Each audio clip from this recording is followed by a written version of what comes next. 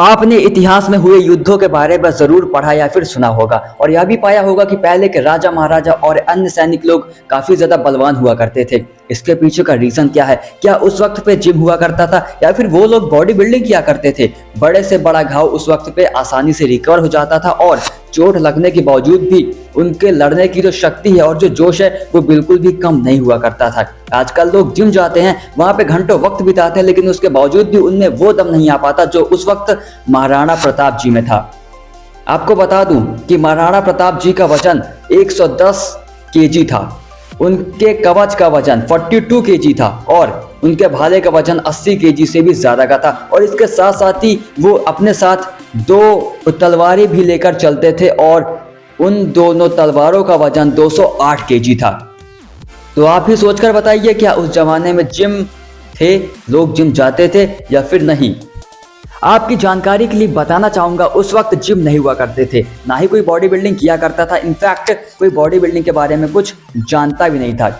उस वक्त लोगों का फोकस बॉडी को शेप में लाने के बजाय बॉडी को मजबूत बनाने में रहा करता था। और पहले के लोग बॉडी से भी और दिमाग से भी काफी ज्यादा ताकतवर हुआ करते थे, इस बारे में तो आप लोग जानते होंगे। और जो जितना ज्यादा ताकतवर हुआ करता था वो उतना ज्यादा पॉपुलर रहता था उस वक्त में।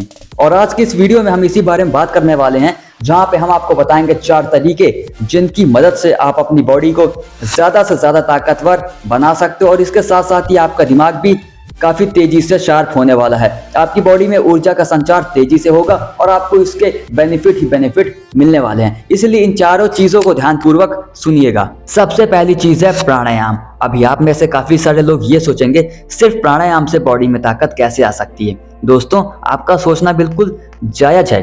सिर्फ प्राणायाम से बॉडी में ताकत नहीं आ सकती, लेकिन एक रूल हुआ करता है जिसे अगर आप लोगों ने अच्छे से फॉलो कर लिया तो आपकी बॉडी में ताकत तो आएगी ही आएगी और इसके साथ साथ ही आपका दिमाग भी काफी ज्यादा तेज होने वाला है। और इस रूल का नाम हुआ करता है प्राणायाम के साथ एक हेल्दी और प्रॉपर डाइट। अगर आप लोग प्राणायाम के साथ जंक फूड या फिर फास्ट फूड का सेवन करते हो तो आपको कोई बेनिफिट नहीं मिलने वाला और ऐसा भी हो सकता है कि आप बिल्कुल से दुबले पतले बन जाओ। इसीलिए प्राणायाम के साथ एक हेल्दी और प्रॉपर डाइट जरूर फॉलो कीजिएगा। इसके बाद आ जाता है रूल नंबर 2, जो कि आपके वीर्य रक्षा को लेकर। आपको अपने स्पर्म को बचाना है, ना कि उसे फालतू में वेस्ट कर देना है। आजकल आप लोगों ने एक चीज नोटिस की होगी, मैस्टरबेशन की लत, जो कि ज्यादातर हुआ करती है यंगस्टर्स के बीच।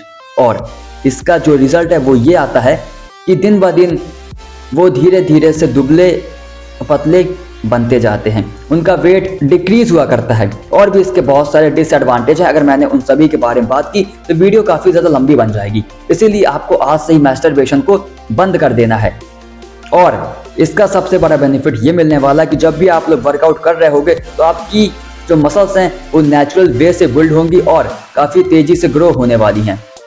शायद आपको मालूम होगा कि भगत सिंह जी ने भूख हड़ताल की थी और अंग्रेजों ने उनकी भूख हड़ताल को तोड़ने की बहुत सारी कोशिश की थी। उनकी सबसे पहली कोशिश यह थी कि उन्होंने भगत सिंह के मुंह में एक पाइप डाल दिया था और उस पाइप से वो खाना भेजने की कोशिश किया करते थे, पर उसका कोई इफेक्ट नहीं हुआ और उनकी भूख हड़ताल उसी प्रकार से जारी थी। एक और कोशिश अंग्रेजों ने की थी, बड़ा सा बर्फ का पीस ले आए थे, उस पर उन्होंने भगत सिंह को लिटाकर बांध दिया था और काफी ज्यादा उन्हें मारा और पीटा गया था। लेकिन उसके बावजूद भी हमारे भगत सिंह ने अपनी जिद नहीं छोड़ी और उनकी भूख हड़ताल उसी प्रकार से जारी रही और वो कम से कम 2 महीने से भी ज्यादा तक जारी थी।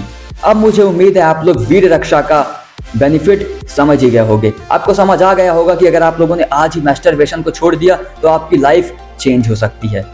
आपने बहुत से लोगों को नोटिस किया होगा, वो लोग जाते हैं जिम, वहां पे बॉडी बनाते हैं और एक अच्छी खासी बॉडी कुछ ही महीनों में गेन कर लेते हैं। लेकिन उसके बाद जैसे वो लोग जिम छोड़ देते हैं, उनकी बॉडी जैसी पहले थी वैसी ही फिर से धीरे धीरे से बनने लग जाती है। अभी इसके पीछे का रीजन क्या है?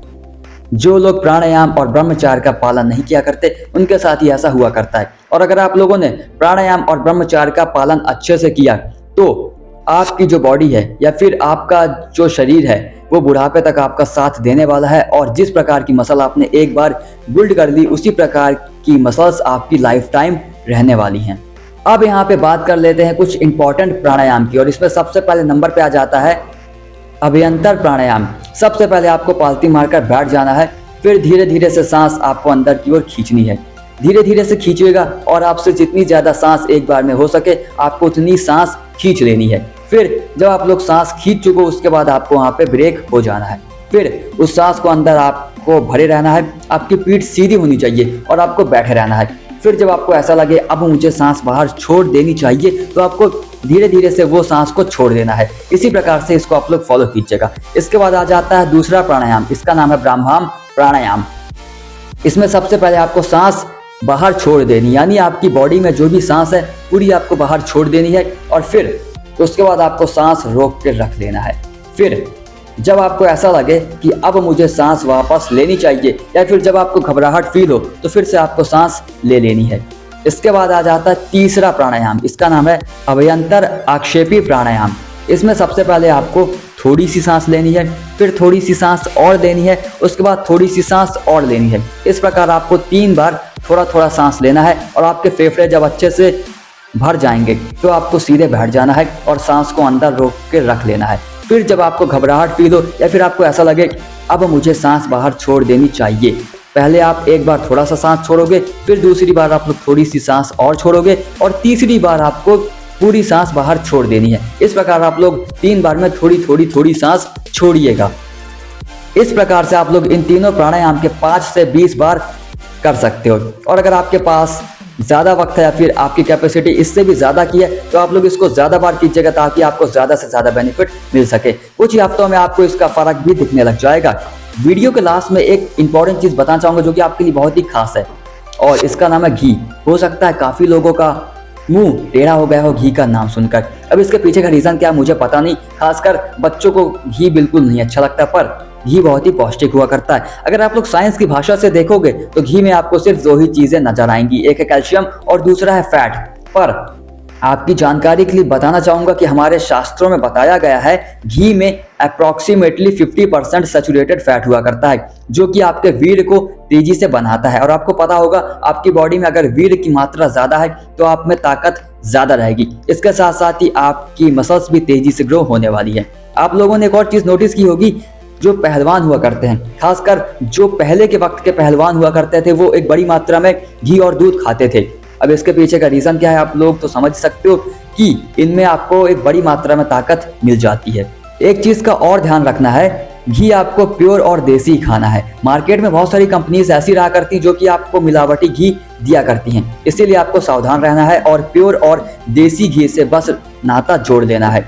काफी लोगों के साथ एक प्रॉब्लम आती है कि वो घी को डाइजेस्ट नहीं कर पाते। इसके पीछे का रीजन क्या है, आपका डाइजेशन थोड़ा सा कमजोर है। तो आपको अपने डाइजेशन को मजबूत बनाना है, उसके लिए आप लोग एक छोटी सी टिप फॉलो कीजिएगा। और इस टिप में आप लोग क्या फॉलो कीजिएगा, आपको हरी सब्जियां ज्यादा से ज्यादा खाना है। आप रात को खाइए, दोपहर को खाइए और नाश्ते के रूप में भी आप लोग हरी सब्जियां ही खाइए। आपको हरी सब्जियों में एक बड़ी मात्रा में फाइबर मिल जाता है जो आपका डाइजेशन हुआ करता है उसको काफी ज्यादा मजबूत बना देता है। इसीलिए जो हरी सब्जियां होती हैं वो आपके लिए काफी ज्यादा बेनिफिशियल रहा करती हैं। इसीलिए इनको आप लोग पर डे ज्यादा से ज्यादा मात्रा में खाइएगा। और बस वीडियो यहाँ पे खत्म होती है। इन सभी चीजों को अगर आप लोग अच्छे से फॉलो करोगे सिर्फ कुछ ही हफ्तों में आपको रिजल्ट भी दिखने लग जाएंगे। और अब मिलेंगे हम लोग अगले वीडियो में, तब तक के लिए बाय बाय।